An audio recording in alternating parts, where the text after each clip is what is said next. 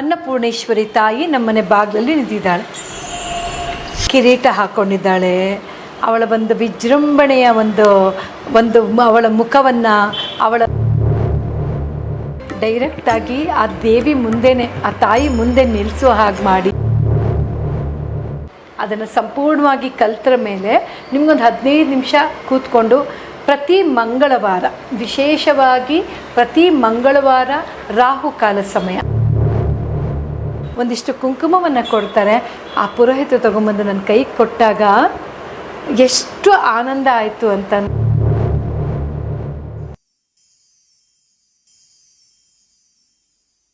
Madam, ದೇವಿ ಪೂಜೆಯಲ್ಲೇ ಸಾಕಷ್ಟು ಪೂಜೆಗಳನ್ನ ವಿವರಿಸಿದ್ದೀರಾ. ಹಾಗೆ ಪ್ರತ್ಯೇಕವಾಗಿ ಅನ್ನಪೂರ್ಣೇಶ್ವರಿಗೆ ಅಂತ ಯಾವುದಾದ್ರೂ ಪೂಜೆ ಇದೆಯಾ? ಅನ್ನಪೂರ್ಣೇಶ್ವರಿ ಪೂಜೆ ಇದ್ದರೆ ಯಾವ ರೀತಿ ಮಾಡಬೇಕು, ಇದರ ವಿಶೇಷತೆಗಳೇನು ತಿಳಿಸ್ಕೊಡಿ. ಅನ್ನಪೂರ್ಣೇಶ್ವರಿ ಅಂತ ಹೇಳಿದ ತಕ್ಷಣ ತುಂಬ ಸಂತೋಷ ಆಗುವಂಥದ್ದು ನನಗೆ. ಮುಖ್ಯವಾಗಿ ಕಾರಣ, ಒಂದು ಅನ್ನಪೂರ್ಣೇಶ್ವರಿ ದೇವಸ್ಥಾನಕ್ಕೆ ಹೋಗಿ ಬಂದ ಮೇಲೆ ಒಂದು ಬಾರಿ ನನಗಾಗಿರುವಂಥ ಅನುಭವವನ್ನು ಹೇಳ್ಕೊಳ್ತೀನಿ, ಮತ್ತು ಆಮೇಲೆ ಏನು ಮಾಡಿಸಿದ್ದೀನಿ ಅಂತ ಹೇಳ್ತೀನಿ. ಒಂದು ದಿನ ಕನಸಲ್ಲ, ಎಲ್ಲರೂ ಕನಸಂತ ಅಂದ್ಕೋಬೇಡಿ, ನಿಜವಾಗ್ಲೂ ಅನ್ನಪೂರ್ಣೇಶ್ವರಿಯನ್ನು ನಾನು ನೋಡಿರುವಂಥದ್ದು. ಹೇಗೆ? ಮಧ್ಯರಾತ್ರಿ ಒಂದು 3-3:30 ಸಮಯದಲ್ಲಿ ನಮ್ಮನೆ ಬಾಗಿಲನ್ನ ಯಾರೋ ತಟ್ತಾ ಇದ್ದಾರೆ. ಆಗ ಯಾರೋ ಬಾಗಿಲು ತಟ್ತಿದ್ದಾರಲ್ಲ ಅಂತ ಹೇಳಿ ನಾನು ಹೋಗಿ ಬಾಗಿಲನ್ನು ತೆಗಿತೀನಿ. ಆ ಸಮಯದಲ್ಲಿ ಅನ್ನಪೂರ್ಣೇಶ್ವರಿ ತಾಯಿ ನಮ್ಮನೆ ಬಾಗಿಲಲ್ಲಿ ನಿಂತಿದ್ದಾಳೆ. ಕಿರೀಟ ಹಾಕ್ಕೊಂಡಿದ್ದಾಳೆ. ಅವಳ ಒಂದು ವಿಜೃಂಭಣೆಯ ಒಂದು ಅವಳ ಮುಖವನ್ನು, ಅವಳ ರೂಪವನ್ನು ನೋಡಿ ನಾನು ಯಾವ ರೀತಿ ಅಂದರೆ ನನ್ನ ಬಾಯಲ್ಲಿ ಮಾತೇ ಬರ್ತಾ ಇಲ್ಲ, ಸುಮ್ಮನೆ ಹಾಗೆ ನಿಂತ್ಕೊಂಡ್ಬಿಟ್ಟಿದ್ದೀನಿ. ತಾಯಿ ಒಳಗಡೆ ಬರ್ತಾಳೆ. ಒಳಗಡೆ ಬಂದು ನಮ್ಮ ಮನೆಯ ಅಡುಗೆ ಮನೆಗೆ ಹೋಗ್ತಾಳೆ. ಅಲ್ಲಿ ಅನ್ನದ ಪಾತ್ರವನ್ನು ತೆಗೆದು ಅನ್ನವನ್ನು ಹಾಕಿ ಅವಳು ಊಟ ಮಾಡ್ತಾಯಿದ್ದಾಳೆ. ಇದನ್ನು ನೋಡೋ ತನಕನೂ ಕೂಡ ತಾಯಿಯನ್ನು ನೋಡ್ತಾ ಇದ್ದೀನಿ. ಆದರೆ ನನಗನ್ಸಿದ್ದು ಆ ಸಮಯದಲ್ಲಿ ಹೋಗಿ ಅವಳ ಪಾದ ಹಿಡ್ಕೊಂಡು ಬಿಟ್ಟಿದ್ದಿದ್ರೆ ಎಷ್ಟು ಸಂತೋಷ ಆಗ್ತಿತ್ತಲ್ಲ. ಅಥವಾ ಏನಮ್ಮ ನೀನು ಬಂದಿದ್ದೆ ನಮ್ಮ ಮನೆಗೆ ಅಂತ ನಾನು ಕೇಳಿದಿದ್ರೆ ಅವಳು ಏನಾದರೂ ಮಾತಾಡ್ತಿದ್ಲೇನೋ ಅನ್ನೋ ಒಂದು ಆಸೆ. ಎಲ್ಲದೂ ಆಸೆ ಆಗ್ತಾಯಿದೆ. ಬಟ್ ಆದರೆ ನನಗೆ ಮಾತ್ರ ಆ ಸಮಯದಲ್ಲಿ ಊಟ ಮಾಡೋದನ್ನು ನೋಡಿದ ಮೇಲೆ ನಾನೇನು ಮಾಡಿದೆ, ಆ ಸಮಯದಲ್ಲಿ ಸೀದಾ ಹೋಗಿ ಮಲಗಿಬಿಟ್ಟೆ. ಹಾಗೆ ಬೆಳಗಿನ ಜಾವ ಬೆಳಗ್ಗೆ ಎದ್ದು ನೋಡ್ತೀನಿ, ಅನ್ನಪೂರ್ಣೇಶ್ವರಿ ತಾಯಿ ಏನು ಊಟ ಮಾಡ್ತಾ ಒಳಗೆ ಬಂದಿದ್ಲು, ಆಕೆ ಇಲ್ಲ. ಆದರೆ ಅದಕ್ಕೆ ಊಟ ಮಾಡಿದ ತಟ್ಟೆ ಇತ್ತ? ಊಟ ಮಾಡಿದ ತಟ್ಟೆ ಎಲ್ಲ ಇದೆ, ಆದರೆ ತಟ್ಟೆ ಊಟ ಮಾಡಿ ಬಿಟ್ಟಿರೋದು ಏನೂ ಇಲ್ಲ. ಅದರೊಳಗಡೆ ನೀಟಾಗಿ ಅನ್ನ ಹಾಕೊಂಡು ಊಟ ಮಾಡಿದಾಳೆ. ಏನೂ ಇಲ್ಲ, ಇಲ್ಲ ಇಲ್ಲ. ಅದರ ಮೇಲೆ ತಾಯಿಗೆ ನನ್ನನ್ನು ಏನು ಹೇಳಬೇಕು, ತಾಯಿ ಹತ್ರ ಏನು ಕೇಳಬೇಕಿತ್ತು, ನಾನು ಏನೂ ಮಾಡಲಿಲ್ವಲ್ಲ ಅನ್ನೋದು ಒಂದು ಕೊರಗು ನನ್ನ ಮನಸ್ಸಿನಲ್ಲಿ ತುಂಬ ತುಂಬ ಇತ್ತು. ಆ ಸಮಯಕ್ಕೆ ನಾನು ಮತ್ತೆ ಆ ತಾಯಿನ ನೋಡಬೇಕು, ಆ ತಾಯಿಯಿಂದ ನಾನು ಅವಳಿಂದ ಒಂದು ಆಶೀರ್ವಾದ ತಗೊಳ್ಬೇಕಾಗಿತ್ತು ಅಂತ ಅಂದ್ಕೊಂಡು ನನ್ನ ತರಗತಿಯಲ್ಲಿ ಎಲ್ಲರಿಗೂ ಪ್ರಾರ್ಥನಾ ಅಷ್ಟಕ, ಇದು ಎಲ್ಲೂ ಸಿಗಲ್ಲ ನಿಮಗೆ. ಅನ್ನಪೂರ್ಣೇಶ್ವರಿಯ ಪ್ರಾರ್ಥನಾ ಅಷ್ಟಕ ನಿಮಗೆ ಸಿಗುವಂಥದ್ದು, ನೀವು ಕೇಳಬೇಕಾಗಿರುವಂಥದ್ದು ಹೊರನಾಡಿನಲ್ಲಿ ಅನ್ನಪೂರ್ಣೇಶ್ವರಿ ತಾಯಿಯಲ್ಲಿ ಮಾತ್ರ. ಅದನ್ನು ನಾನು ಹೇಳ್ಕೊಡ್ತಾ, ಎಲ್ಲ ನನ್ನ ವಿದ್ಯಾರ್ಥಿಗಳಿಗೆ ಹೇಳ್ಕೊಡ್ತಾ 48 ದಿನ ಪೂಜೆಯನ್ನು ಮಾಡೋದನ್ನು ಹೇಳಿದೆ. ಯಾವ ರೀತಿ ಮಾಡಬೇಕು? 2 ಪಾತ್ರೆಯನ್ನು ಇಡಬೇಕು. ದೇವರ ಮನೆಯಲ್ಲಿ 2 ಪಾತ್ರೆಯನ್ನು ಇಡಬೇಕು. ಒಂದು ಪಾತ್ರೆಗೆ 1 ಮುಷ್ಟಿ 1 ಹಿಡಿ ಇಷ್ಟು ಬರುವಂತಹ ಅಕ್ಕಿಯನ್ನು ಹಾಕಬೇಕು. ಪ್ರತಿನಿತ್ಯ ಹಾಕಬೇಕು.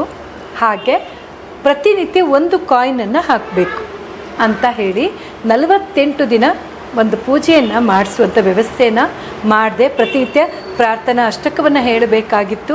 ಇದನ್ನು ಹೇಳಿಸ್ತಾ 48 ದಿನ ಹೀಗೆ ಆಯಿತು. ನಂತರ ಎಲ್ಲರನ್ನೂ ಅನ್ನಪೂರ್ಣೇಶ್ವರಿಗೆ ಕರ್ಕೊಂಡು ಹೋಗೋ ವ್ಯವಸ್ಥೆಯನ್ನು ಕೂಡ ಮಾಡಿದೆ. ಹೊರನಾಡಿಗೆ ಕರ್ಕೊಂಡು ಹೋಗಬೇಕು ಅಂತ 4 ಬಸ್ ಜನನ ಹೊರನಾಡಿಗೆ ಕರ್ಕೊಂಡು ಹೋದೆ ಕೂಡ. ಎಲ್ಲರ ಕೆಲವು ಹೇಳಿದ್ದೆ. ಆ ಅಕ್ಕಿಯನ್ನು 48 ದಿನದ ಅಕ್ಕಿಯನ್ನು ಆ ಹೊರೆಯನ್ನು ಹೊತ್ಕೊಂಡು ಅನ್ನಪೂರ್ಣೇಶ್ವರಿ ನೀವೆಲ್ಲ ಬರಬೇಕು ಅಂತ ಕೂಡ ಹೇಳಿದ್ದೆ. ಆ ನಂತರ ಅವ್ರು ಏನು ಮಾಡಿದ್ರು, ಎಲ್ಲವನ್ನ ಅಕ್ಕಿಯನ್ನೆಲ್ಲ ತಗೊಂಡು ಎಲ್ಲ ಖುಷಿಯಿಂದ ಹೊರನಾಡಿಗೆ ಹೋಗಿದ್ವಿ. ಹೊರನಾಡಿಗೆ ಹೋಗಿ ಅಲ್ಲೆಲ್ಲ ಅನ್ನಪೂರ್ಣೇಶ್ವರಿಯನ್ನು ನೋಡಿದಾಗ ಸಂತೋಷ ಅಂದರೆ ಎಲ್ಲರಿಗೂ ಸಂತೋಷ. ಅವರ ಕಷ್ಟಗಳು, ಅವ್ರದ್ದು ಏನೇನು ಬೇಡಿಕೆ ಇದೆ ಎಲ್ಲವನ್ನ ಹೇಳ್ಕೊಂಡಿದ್ದಾರೆ. ಆ 48 ದಿನದಲ್ಲಿ ಅವರಿಗೆ ಯಾವ ರೀತಿ ಅಂತಂದರೆ ಅವ್ರ ಕಷ್ಟ ಎಲ್ಲ ರೀತಿಯಲ್ಲೂ ಒಂಥರ ನಿರಾಯಾಸವಾಗಿ ಬಗೆಹರಿಯುತ್ತೆ. ಆ ಥರ ಬಗೆಹರಿದಿದೆ. ಆಗ ಅಲ್ಲಿ ಲಾಸ್ಟ್ ಡೇ 2 ದಿವಸ ಇದ್ವಿ ನಾವು. ನೆಕ್ಸ್ಟ್ ಡೇ ಮತ್ತೆ ಅಲ್ಲಿಂದ ಹೊರಡಬೇಕಾಗಿರುವಂಥ ಸಮಯದಲ್ಲಿ ಯಾಕೋ ಗೊತ್ತಿಲ್ಲ ಅನ್ನಪೂರ್ಣೇಶ್ವರ ಹೋಗಬೇಕು, ಅಲ್ಲಿ ಊಟ ಮಾಡಿದ್ರ ಮೇಲೂ ಒಂದೇ ಒಂದು ಸತಿ ಅನ್ನಪೂರ್ಣೇಶ್ವರಿಯನ್ನ ನೋಡಿಕೊಂಡೇ ಬಂದುಬಿಡೋಣ ಅಂತ ಹೇಳಿ ಮತ್ತೆ ನಾನು ಒಂದಿಬ್ಬರು ನನ್ನ ಕೋಆರ್ಡಿನೇಟರ್ಸ್ನ ಕರ್ಕೊಂಡು ಅನ್ನಪೂರ್ಣೇಶ್ವರಿ ಮತ್ತೆ ಒಳಗಡೆ ದೇವಸ್ಥಾನಕ್ಕೆ ಹೋದಾಗ ಅಲ್ಲಿ ಯಾವ ಥರ ತಾಯಿ ಕರ್ಕೊಂಡ್ಲು ಅಂದರೆ ಡೈರೆಕ್ಟಾಗಿ ಆ ದೇವಿ ಮುಂದೆನೇ, ಆ ತಾಯಿ ಮುಂದೆ ನಿಲ್ಲಿಸೋ ಹಾಗೆ ಮಾಡಿ ತಾಯಿಯಿಂದ ಅಲ್ಲಿ ಅರ್ಚನೆ ಮಾಡಿಸಿ ನಂತರ ತಾಯಿಯ ಅನ್ನಪೂರ್ಣೇಶ್ವರಿಯ ನಾನು ಹೇಳಿದ್ದೆ, ಏನಾದರೂ ನಿನ್ನ ಕಡೆಯಿಂದ ನನಗೆ ಬೇಕು. ಯಾಕೆ ಅಂತಂದರೆ ನಿನ್ನನ್ನು ಅವತ್ತು ಬಂದಾಗ ನಾನು ಮಾತಾಡ್ಸೋಕ್ಕಾಗಿಲ್ಲ, ಆದರೆ ಯಾವತ್ತೂ ನೀನು ನನ್ನ ಜೊತೇಲಿ ಇದೆಯಾ ಅಂತ ನನಗೊಂದು ಗುರ್ತು ಬೇಕಲ್ವ ಅಂತ ಕೇಳ್ಕೊಂಡಾಗ ತಾಯಿಯ ಅಲ್ಲಿ ಹೊರನಾಡು ಅನ್ನಪೂರ್ಣೇಶ್ವರಿಯಲ್ಲಿ ಒಂದು ಅನ್ನಪೂರ್ಣೇಶ್ವರಿಯ ಒಂದು $1 ಕೊಡ್ತಾರೆ. ತಾಯಿಗೆ ಉಡಿಸಿದಂಥ ಸೀರೆಯನ್ನು ಕೊಡ್ತಾರೆ. ಅವಳ ಮುಂದೆ ಇಟ್ಟಿರುವಂತಹ ಒಂದಿಷ್ಟು ಅಕ್ಕಿಯನ್ನು ಕೊಡ್ತಾರೆ, ಒಂದಿಷ್ಟು ಕುಂಕುಮವನ್ನು ಕೊಡ್ತಾರೆ. ಆ ಪುರೋಹಿತ ತೊಗೊಂಬಂದು ನನ್ನ ಕೈಗೆ ಕೊಟ್ಟಾಗ ಎಷ್ಟು ಆನಂದ ಆಯಿತು ಅಂತಂದರೆ, ನಿಜವಾಗ್ಲೂ ದೇವರನ್ನು ನಂಬಿದ್ರೆ ಯಾವತ್ತೂ ಭಗವಂತ ನಮಗೆ ಕಾಣದ ರೀತಿಯಲ್ಲಿ ಯಾವುದಾದ್ರೂ ಒಂದು ರೀತಿಯಲ್ಲಿ ಆ ದೇವರು ನಮಗೆ ನಾವು ಕೇಳಿದಂಥದ್ದನ್ನು ಕೊಡ್ತಾಳೆ. ಅದರ ಮೇಲೆ ಪ್ರತಿನಿತ್ಯ ಇವತ್ತಿಗೂ ಕೂಡ ನಮ್ಮ ಮನೆಯಲ್ಲಿ, ನನ್ನ ವಿದ್ಯಾರ್ಥಿಗಳ ಮನೆಯಲ್ಲಿ ಇವತ್ತಿಗೂ ಕೂಡ ನಡೀತಾ ಇದೆ. ಒಂದು ಕಾಯಿನ್ ಹಾಕೋದು, ಒಂದು ಮುಷ್ಟಿ ಅಕ್ಕಿಯನ್ನು ಹಾಕೋದು, 2 ಪಾತ್ರೆಯನ್ನು ಇಟ್ಕೊಳ್ಳೋಕ್ಕೆ ಹೇಳಿದ್ದೆ. ಅದು ಇವತ್ತಿಗೂ ಮಾಡ್ತಾನೇ ಇದ್ದಾರೆ. ಆ ಒಂದು ಅಕ್ಕಿಯನ್ನು ಪ್ರತಿ ಶುಕ್ರವಾರದಿಂದ ಶುಕ್ರವಾರಕ್ಕೆ ಅದನ್ನು ಬದಲಾಯಿಸುವಂಥದ್ದು. ಅಂದರೆ ಅಕ್ಕಿ ಪೂರ್ತಿ ತಗೊಳ್ಬೇಕು, ಅದನ್ನು ಅನ್ನ ಮಾಡಬೇಕು, ಮನೆಯವರೆಲ್ಲ ಊಟ ಮಾಡಬೇಕು ಪ್ರತಿ ಶುಕ್ರವಾರದಿಂದ ಶುಕ್ರವಾರಕ್ಕೆ. ಈ ರೀತಿಯಲ್ಲಿ ಇವತ್ತಿಗೂ ನಡ್ಕೊಂಡು ಬರ್ತಾ ಇದೆ. ಯಾವುದೇ ರೀತಿಯ ದವಸ ಧಾನ್ಯಕ್ಕೆ ಆಗಿರ್ಬೋದು, ಮತ್ತು ಊಟ ಮಾಡೋದು ಸಹಜ, ಊಟ ಮಾಡಿದ್ದನ್ನು ಅರ್ಗಿಸ್ಕೊಳ್ಳೋದಿದೆ ನೋಡಿ, ಅದು ದೇವರು ಕೊಡುವಂಥ ಶಕ್ತಿ ಅಲ್ವಾ.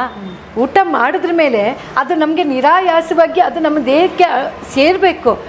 ಕೆಲವರಿಗೆ ಅದರಿಂದ ಆರೋಗ್ಯ ಕೆಡುವಂಥದ್ದಿರುತ್ತೆ. ಈ ಒಂದು ಅನ್ನಪೂರ್ಣೇಶ್ವರಿಯ ಪೂಜೆ ಪ್ರತಿನಿತ್ಯ ತೆಗೆದಿಡುವಂಥ 1 ಹಿಡಿ ಅಕ್ಕಿಯಿಂದ ನಾವು ಅದನ್ನು ಪ್ರತಿ ಶುಕ್ರವಾರ ಬದಲಾಯಿಸಿ ಅದನ್ನು ಅನ್ನ ಮಾಡಿ ಊಟ ಮಾಡೋದ್ರಿಂದ ನಿಜವಾಗ್ಲೂ ಆರೋಗ್ಯದಲ್ಲಿ ಎಷ್ಟೋ ಸುಧಾರಣೆಗಳು. ಎಷ್ಟೋ ಜನ ಮಲ್ಕೊಂಡೇ ಕೇಳಿಸ್ಕೊತಿರ್ತಾರೆ. ಆ ಒಂದು ಅನ್ನಪೂರ್ಣೇಶ್ವರಿ ಪ್ರಾರ್ಥನಾ ಅಷ್ಟಕವನ್ನು ಕೇಳಿಸ್ಕೊಂಡವರು ಇವತ್ತಿಗೆ ಕೂತ್ಕೊಂಡು ಆರಾಮಾಗಿ ಓಡಾಡ್ತಾ ನಾವು ಊಟ ಮಾಡಿದ್ದು ಕೂಡ ನಮ್ಗೆ ಯಾವುದೇ ರೀತಿಯ ತೊಂದರೆ ಇಲ್ಲದೆ ನಾವು ಆರಾಮಾಗಿ ಮಾಡ್ತಾಯಿದ್ದೀವಿ ಅನ್ನೋದ್ರ ಜೊತೆಯಲ್ಲಿ ಬರುವಂಥ ಎಷ್ಟೋ ಜನರಿಗೆ ಅನ್ನದಾನದ ಒಂದು ದಾಸೋಹವನ್ನು ಮಾಡ್ತಾ ಇದ್ದಾರೆ. ಎಷ್ಟೋ ಕಡೆ ಅನ್ನದಾನವನ್ನು ಮಾಡುವಂಥದ್ದಕ್ಕೆ ಆ ಒಂದು ತಾಯಿ ಕೊಟ್ಟಿರುವಂಥ ಅನುಗ್ರಹವನ್ನು ಕೂಡ ಮಾಡ್ತಾ ಇದ್ದಾರೆ. ಅದಕ್ಕಾಗಿ ಎಲ್ಲರೂ ಅನ್ನಪೂರ್ಣೇಶ್ವರಿ ಆರಾಧನೆ ನನ್ನ ಕಡೆ ಬಂದರೆ ನಾನು ಎಲ್ಲ ಕಡೆನೂ ಹೇಳೋದು ಒಂದೇ, ದೇವರಿಗೂ ನಿಮಗೂ ಕನೆಕ್ಟ್ ಮಾಡೋದು ಒಂದೇ ಕೆಲಸ ನಂದು. ನನ್ನ ಕಡೆಯಿಂದ ಏನು ಅನ್ನೋದಕ್ಕಿಂತನೂ ಎಲ್ಲವನ್ನ ಕೂಡ ತಾಯಿ ಮಾಡಿಸ್ಕೊಳ್ತಾಳೆ ಅಂತ ಹೇಳ್ಬೋದು. ಅಂದರೆ ಈ ಒಂದು ಪೂಜೆ ನಿಮ್ಮ ತರಗತಿಗೆ ಬಂದರೆ ತಿಳಿಸ್ಕೊಡ್ತೀರಾ ಹೇಗೆ, ಅದರ ವಿಧಾನಗಳೇ, ಅದರ ಅಷ್ಟಕ ಅಂತ ಹೇಳಿದ್ರೆ ಅದನ್ನು ಹೇಳಿಕೊಡ್ತೀವಿ. ಅದರದ್ದು PDF ಸಮೇತ ಕಳಿಸಿ ಅದನ್ನು ಪೂರ್ತಿಯಾಗಿ ಹೇಳ್ಕೊಡುವಂಥದ್ದನ್ನು ಮಾಡ್ತೀವಿ. ಖಂಡಿತ ಮೇಡಮ್. ನೀವು ನಿಮ್ಮ ತರಗತಿಯಲ್ಲಿ ತ್ರಿಶತಿ ಅನ್ನು ಹೇಳ್ಕೊಡ್ತೀರಾ ಅಂತ ಹೇಳಿದ್ರಿ, ಲಲಿತಾ ತ್ರಿಶತಿ. ಇದರ ವಿಶೇಷತೆ ಏನು, ಹಾಗೆ ಕಲ್ತಿರೋರು ಅನುಭವಗಳೇನಾದರೂ ಹೇಳ್ಕೊಂಡಿದ್ದಾರಾ ಉದಾಹರಣೆ ಸಹಿತವಾಗಿ, ಇದ್ರ ಬಗ್ಗೆ ತಿಳಿಸ್ಕೊಡ್ಬೇಕು. ಲಲಿತಾ ತ್ರಿಶತಿ ಅಂದರೆ ತುಂಬ ಶಕ್ತಿಯುತವಾಗಿರುವಂಥದ್ದು. ತಾಯಿಯ 300 ನಾಮಗಳು ಇರುವಂತಹದ್ದು.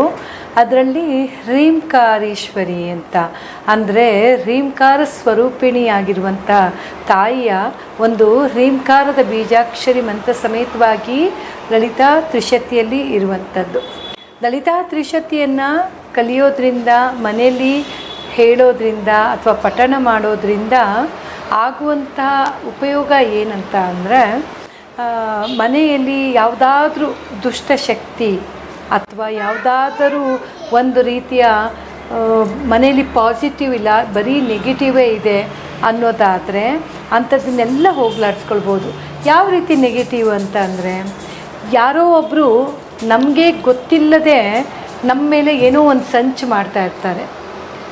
ತುಂಬ ಚೆನ್ನಾಗಿದ್ದು ಕೂಡ ನಮಗೆ ಗೊತ್ತಿರೋದಿಲ್ಲ, ಅವರೆಲ್ಲ ನಮ್ಮ ಜೊತೆ ಚೆನ್ನಾಗಿದ್ದು ಕೂಡ ನಮ್ಮ ಮೇಲೆ ಯಾವುದೋ ಒಂದು ರೀತಿಯ ಹೊಟ್ಟೆ ಕಿಚ್ಚು ಪಡುವಂಥದ್ದು, ಯಾವುದೋ ಒಂದು ರೀತಿಯ ದೃಷ್ಟಿ ಹಾಕುವಂಥದ್ದು, ಈ ಥರದ್ದೆಲ್ಲ ನಡೀತಿರುತ್ತೆ.